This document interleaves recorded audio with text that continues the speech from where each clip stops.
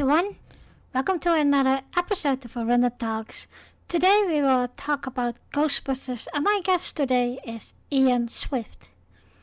The Ghostbusters franchise consists of American supernatural horror comedies based on an original concept created by Dan Aykroyd and Harold Ramis in 1984. The plot ostensibly centers around a group of eccentric New York City scientists who investigate, encounter, and capture ghosts, paranormal manifestation, demon gods, and demons. The franchise expands with licensed action figures, books, comic books, video games, television series, theme parks attraction, and other original Ghostbusters themed products. Well guys, let me introduce you to Ian Swift. He's a big fan of Ghostbusters. Hello Ian. Hello there. Yes, hello. How are you doing today? Yeah, not too bad, not too bad. I was actually watching the Ghostbusters Afterlife just last night. Yeah, I just saw that too last week. Yeah, what's your opinion about it? Oh, it's really good. It's a movie that actually closes off, but it closes off the Ghostbusters franchise. But hopefully they'll make a sequel. So yeah, I was surprised that because the Ghostbusters here were like children, and it is a very serious movie. And what I really loved is that the old Ghostbusters, the original Ghostbusters, had their roles as well. I loved that. Yeah, you know that like what Harold and that it's a shame that we lost Harold. God rest his soul in 2016. Harold Ramis. Who played Egon Spengler as the original Ghostbuster. But it was good that he actually got his cameo in the third movie. Yeah, I really loved how they also cast the kids in it, because it's really a big load for them to carry this on. Well, like you said about the kids, McKenna Grace and Finn Wolfhard. What was it?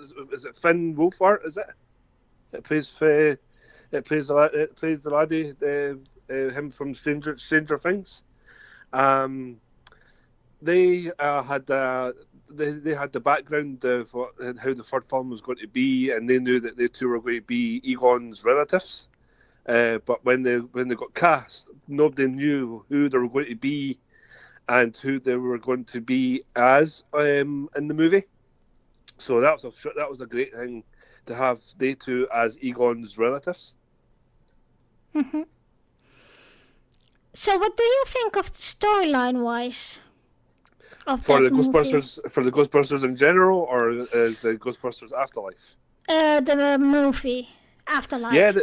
Afterlife, yeah, I thought I honestly thought it was a really good a good film, a good way to bring the whole Ghostbusters back together again, and the whole Ghostbusters in general, and something like the fans, the way that the films were, and how you had the Ghostbusters out away from New York, and then they came back to New York at the end. So I thought it was a really good way to actually make the film for the Ghostbusters fans and all from all generations, say that this was actually a film that they actually needed to do, because if you remember back in the time before Ghostbusters 2, the third movie was basically the video game.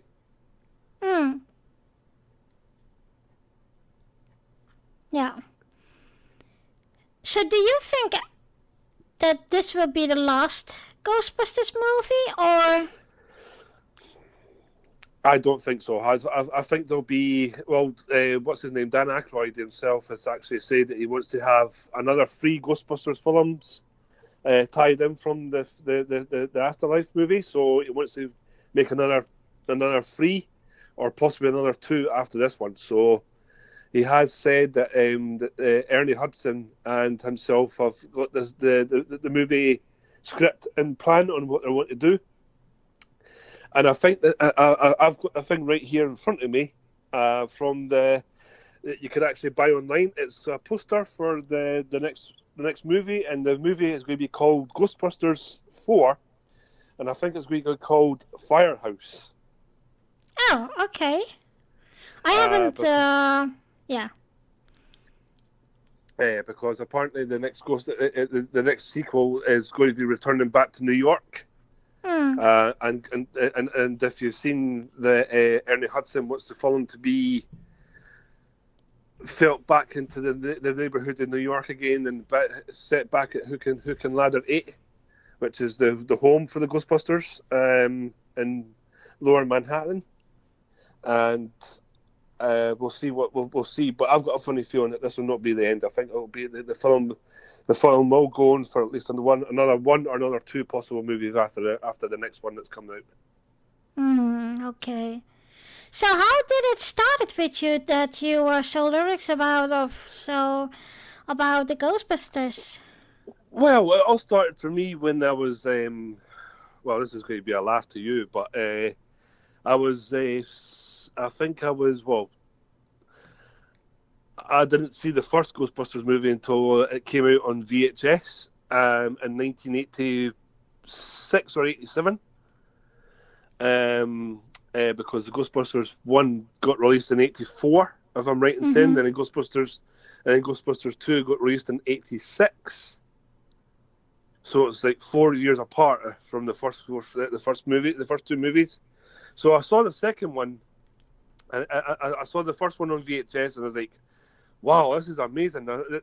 This is what it feels like to be like a spook, ghost, and chaser. I was like, oh yeah, I'm hooked on this. I'm hooked. And then the next one I saw was the real Ghostbusters animated series on TV. And I was like, oh yeah, this is what we need to see. We need to see because I felt like when I saw the VHS, the first movie, I never actually understood the rules of the four, so I didn't know there were scientists that worked their hearts out on their dreams going out to catch ghosts and spectres and actually like capture them to test someone on that. And I didn't realise that until actually I saw the real Ghostbusters cartoon animated series, and I was like, yeah, this is amazing. This is what I want to see. I want to see like how the Ghostbusters became the original team, the actual Ghostbusters team. But then I actually saw one as well around. I didn't know if you see this as well, but there was a show called Ghostbusters before the Ghostbusters we know now. I haven't seen it, but I have heard of it.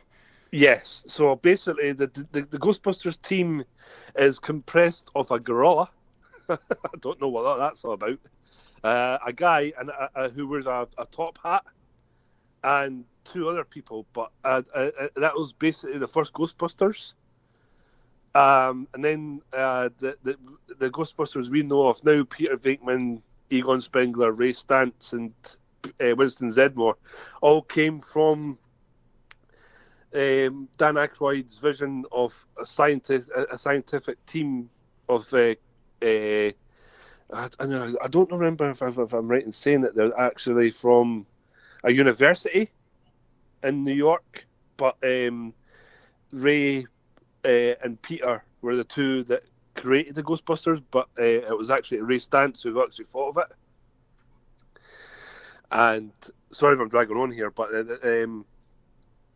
that was my love of how I got into actually following the Ghostbusters. Okay, and how does this?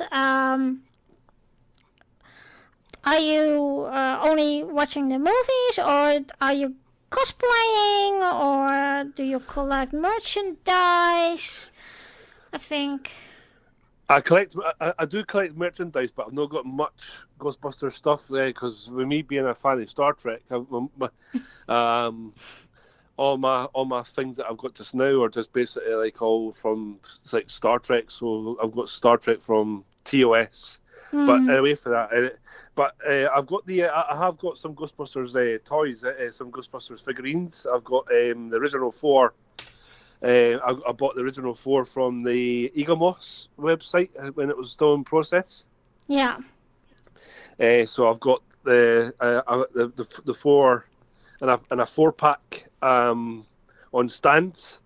So I've got Egon Spengler, I've got Peter Venkman, Ray Stantz, and Slimer as well. I've got a wee rubberized figure Slimer. I know it's funny as anything. It's because he actually his hands move like a rubberized how Slimer would be, and I've got the 2 Ectomobiles right in front of me as well. So I've got Ecto 1 from the first Ghostbusters movie, and I've got Ecto 1A from Ghostbusters 2. I believe the model of Egamos, that's the car, right? That you could build. I have the car, but the car's from Hot Wheels. It was the one I've got. It was actually already assembled. All I needed to do is put the roof rack on top of it. I'm not doing the build Ecto 1 from the Egamos. That was just going to be a far too big a project to complete. Ah, okay. Yeah, but we have the problem with Egamos that we have started the Enterprise D build. Yeah. And but it's still in process that somebody else is taking it over. So I hope so. Well, fingers crossed about that, Orinda. Yeah. Apart from, I don't know if you've read the information from Ben, but apparently a company is thinking about giving the folk that has started to build that project Enterprise D. Yeah. Somebody is going to look to buy the other parts so the people can complete it. Yeah. I keep an eye on it. Yeah. So just keep the parts because you will finish it off eventually. Yeah, we have it. We have built it now. Almost finished it. We just have like 9 or 10 issues still, and then it's totally built off. So yeah, because from what I last heard is I don't know I don't know if it's the same for people who are in the UK or abroad as well in the States, but I think that the last issues that the people were getting was 122, 123, 124, and 125. I think that was right. That's the last ones they got, and Egamos stopped doing whatever they're doing, which is a shame because I feel like there's a lot of things that Egamos didn't get out to fans, and I feel sorry for that because like a lot of fans didn't get some of their stuff that like the ships and all that stuff and their packs as well from the Build Ecto 1, the kit as well, and the Enterprise D. So it's good that Ben's keeping in contact with us and telling us that there's people looking to buy over the products. So keep your Enterprise D around there because you'll probably get. I will. Yeah. I was a little bummed about it, but it's still one of my favorite Star Trek ships, so I'm keeping it, of course. Yeah, of course, man. Just because I was going to do it, but I was like, nah. It's going to be a massive ship when it's completed. It's a massive one, and I don't know if you have seen my pictures floating all on Facebook. I've seen your pictures. But okay.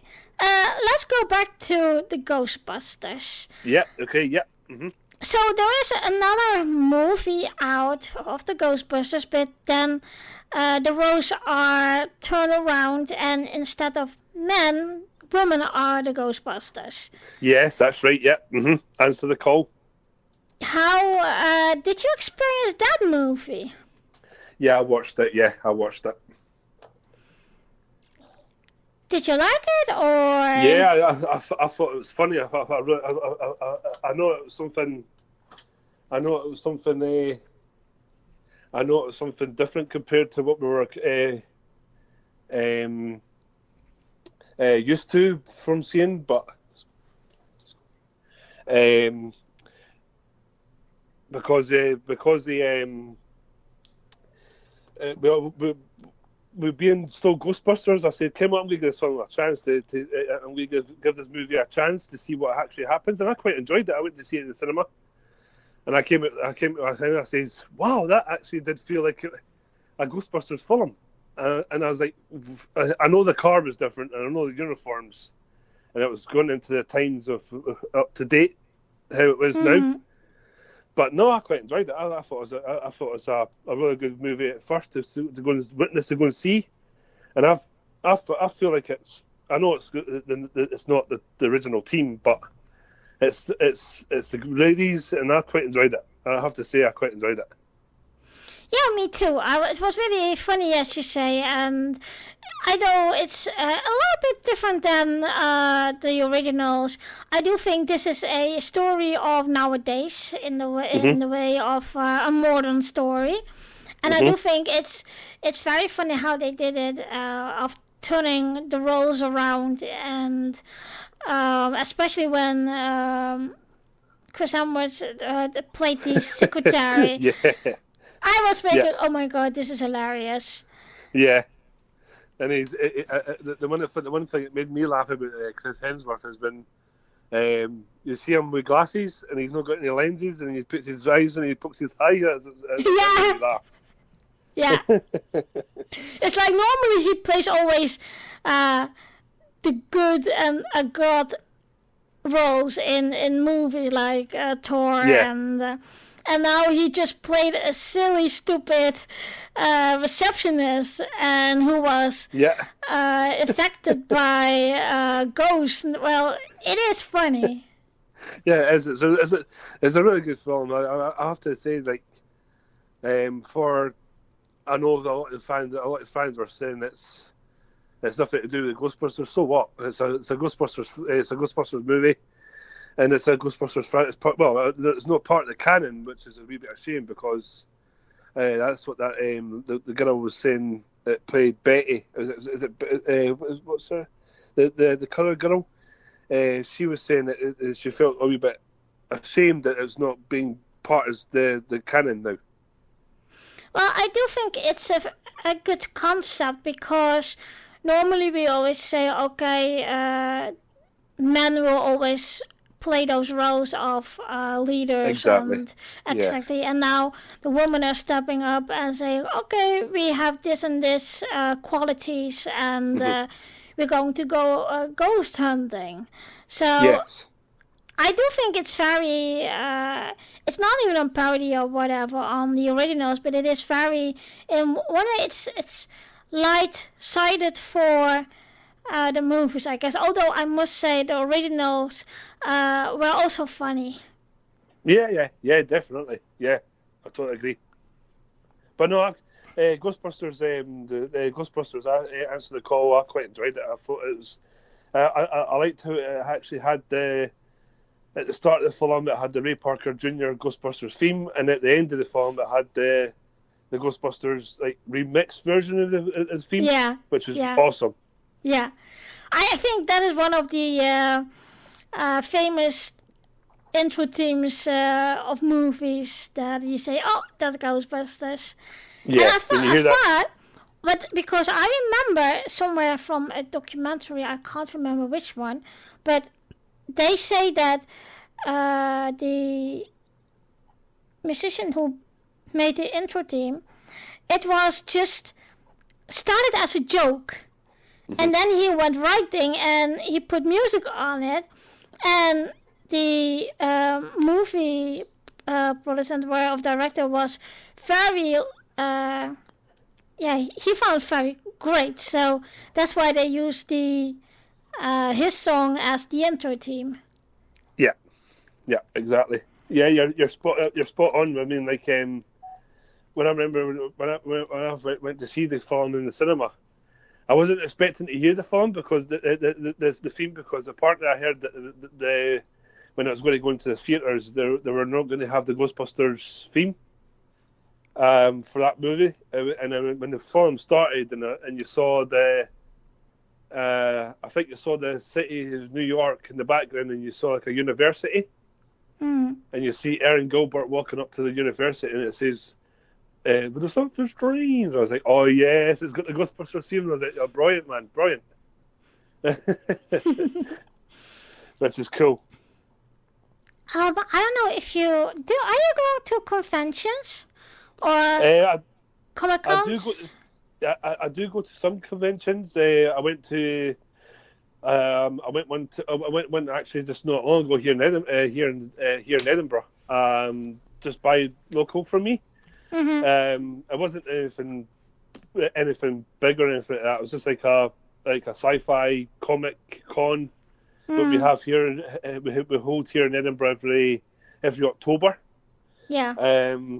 So I booked my tickets again for next year. It's out by Ingliston.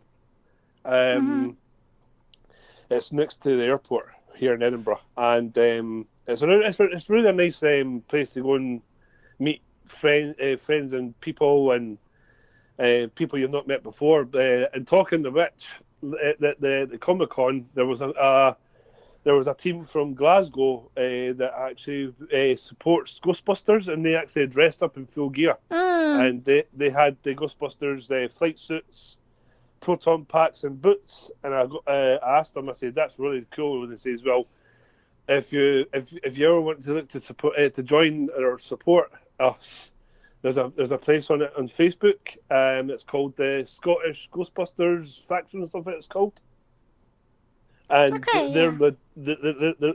they guys are actually legit followers of anything Ghostbusters. So if you ever get in contact with them, I don't know if they are the same group that also goes to the Dutch Comic Con, because I have seen there is a group also in the Netherlands who does that. I don't know if it's the same group or not, but they go to this Comic Con and dressed up alike, and they have the car with them and etc. So I know what kind of a group it is. So, but what I want to ask is, do you experience the the Ghostbusters fandom the same as the Star Trek fandom, also in people who, for example, do cosplay it?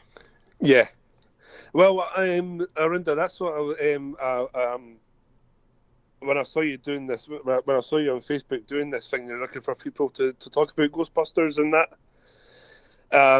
I've said to myself, I said, Kim, this is a really good thing that she's doing, because you're letting people interact with your channel, which is awesome.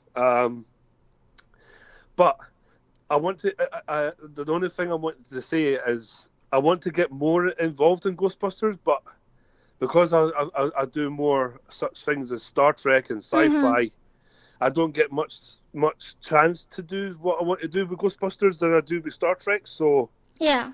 I mean, don't get me wrong. I mean, Star Trek, Ghostbusters is in my heart. I do love the franchise, but I've got more love for Star Trek than I do Ghostbusters. But in a good way. But yeah, in a good way. Yeah. I understand. Yeah. Yeah, Ghostbusters will be there, but my more love is my Star Trek. I love Star Trek more than I do Ghostbusters, but Ghostbusters is still my second hobby, if you know what I mean. Yeah. When I always saw Ghostbusters, they are just the I think it's some kind of a bridge building between the paranormal, what we know in real life, and ghost hunting groups. And this is just, I don't want to say in a fun way, but in a way it is. But it's just, I always enjoyed Ghostbusters because it's just so, it is a common subject, and maybe a subject that is a little bit avoided by too much people. Yes, but exactly. They are still interested in what it is, and this is just a nice way to, I don't know, so I don't want to say becoming acquainted with the ghost hunting aspect, but more like also scientific.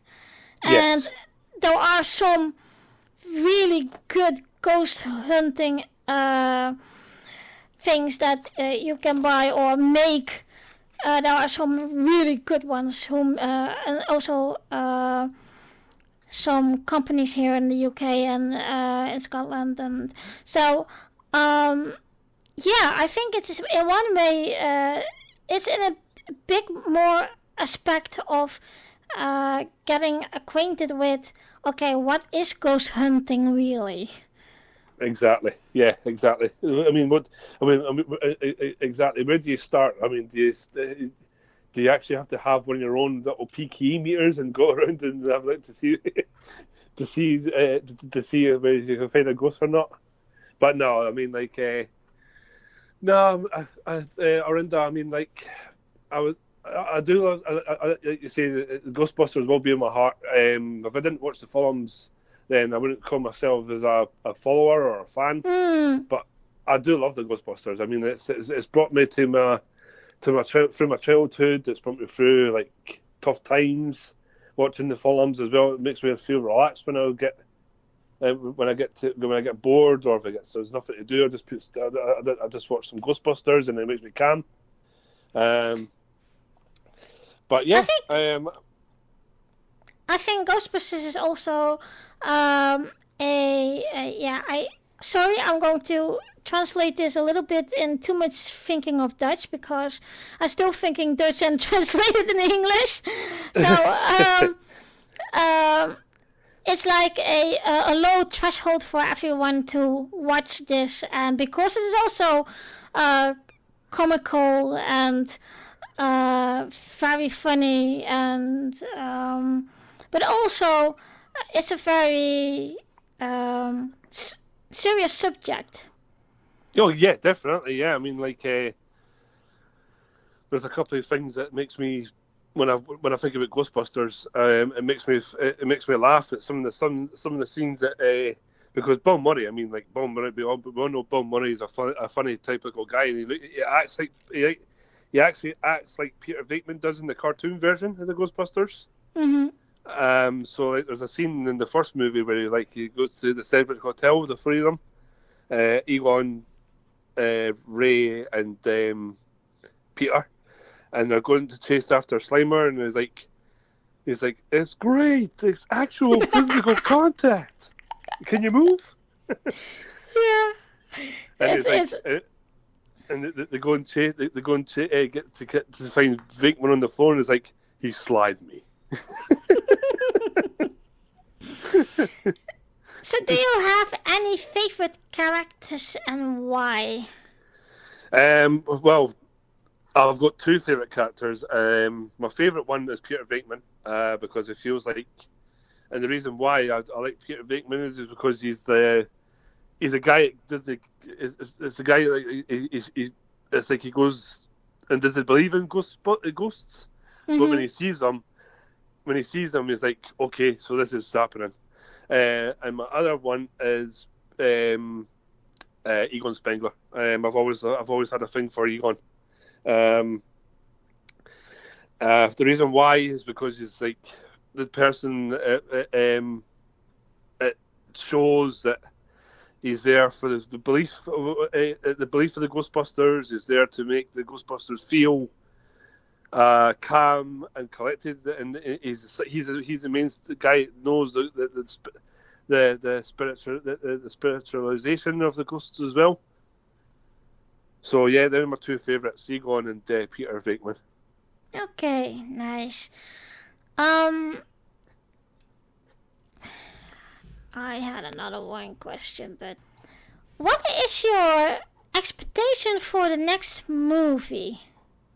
My expectations. Yeah. Well, I don't really know, but from what I've heard from Ernie Hudson, it's going to basically be so the original 4 Ghostbusters will be back in New York City, and I feel like that what they'll probably do is they'll probably reawake Vigo the Carpathian again. Okay. And then the original 4 Ghostbusters and the kids will have to this time put their wits and knowledge against defeating Vigo the Carpathian again, and that's what I think. Because I've heard that rumours from after the movie was out in cinemas for about maybe 4 to 5 weeks. I visited a page called Ghostbusters News on YouTube, and they were talking about the next sequel film, and they're saying that most Ghostbusters want to see Ghostbusters fans in general want to see Vigo the Carpathian return. Why would people want him to return? Because I thought that was a done deal package in a way of defeating him. Well, it's like in Ghostbusters Afterlife. I didn't expect what's her face. I didn't expect Gozer to return. I thought when they announced that the Ghostbusters movie was going to be coming back as on the original team, I thought they were going to go for somebody different and go capture a ghost that they've never catched before. But no, all of a sudden they bring back Gozer the Gozerian again, which I did not expect to see. So I've got a funny feeling the second film will be unexpected, and they'll announce that the Vigo the Carpathian has broke his release from the painting, and he's been able to come out the painting, and the Ghostbuster team will have to reassemble again, and this time they'll have to recapture him and put him back into the painting again. That's what I think it will happen, but you never know. Just keep watching the space around her. Yeah. Well, do you have something to add to all this? I do actually. If it's okay, if I can ask you, what is your favourite? Your favourite, and do you have a particular favourite Ghostbuster, and who? Well, let me tell you this. I'm not really that of a fan. I love the movies and I love sometimes talk about it, etc. But I really don't have a favorite. Although I must say, Slimer is always the funny character that I said, okay, I want Slimer. Like, I don't know if you remember the first. Is that the first? Yeah, that's the first movie of Power Rangers, like the purple ooze. Yes, yep. That's the same thing that I had in the 90s with Slimer, because there was like, I don't know how you call it, but there was a child thingy that it was Slimer, and you could form him in every shape you want to, but it was like I can't remember what material it was, but okay, that was really funny, and it was always one thing that because my younger brother was always, I don't want to say scared of Slimer, but he hated Slimer. But I had like some kind of a nightlight of Slimer. I have a little night, so I had that, and my younger brother was always saying, "Why do you even have that? That is so stupid." I said, "No, I like ghosts." So well, I've got two. I'm actually looking at them in my hand just now. I've got a piggy bank Slimer.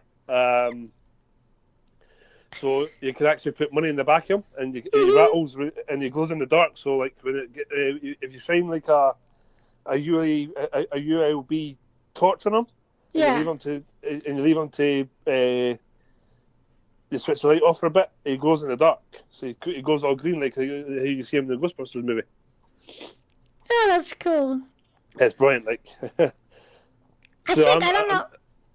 Yeah. After going back to the point where you've said you brought in the merchandise, so I just remembered that I forgot I had a Slimer piggy bank as well, and also the Ecto 1 and Ecto 1A.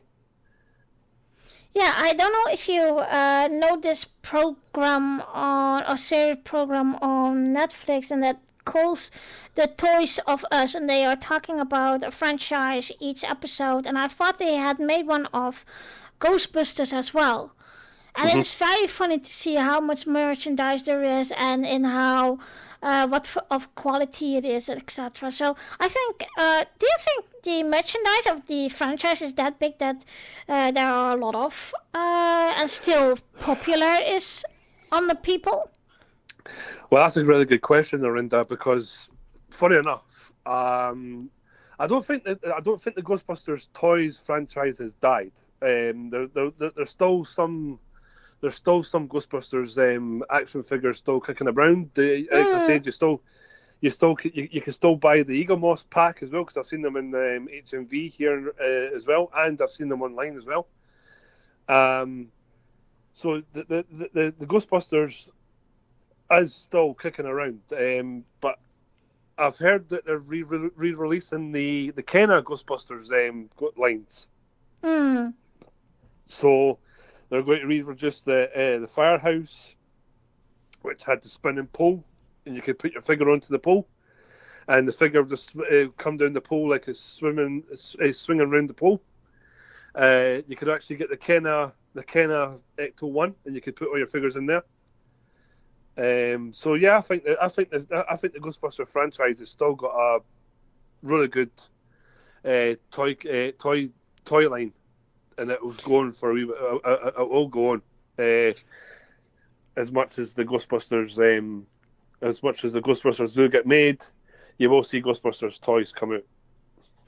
Well, I think also that Ghostbusters is some kind of a timeless franchise, because it is you can invent still things, and there will always be spirits. So, but I think it's still popular, and of course on the children they always like some kind of a funny horror movie, and but I think it's still popular on the people, and especially of course of the 80s and 90s kids. Yeah, exactly. And I always say the 80s and 90s were always the best time for movies and music. So yeah.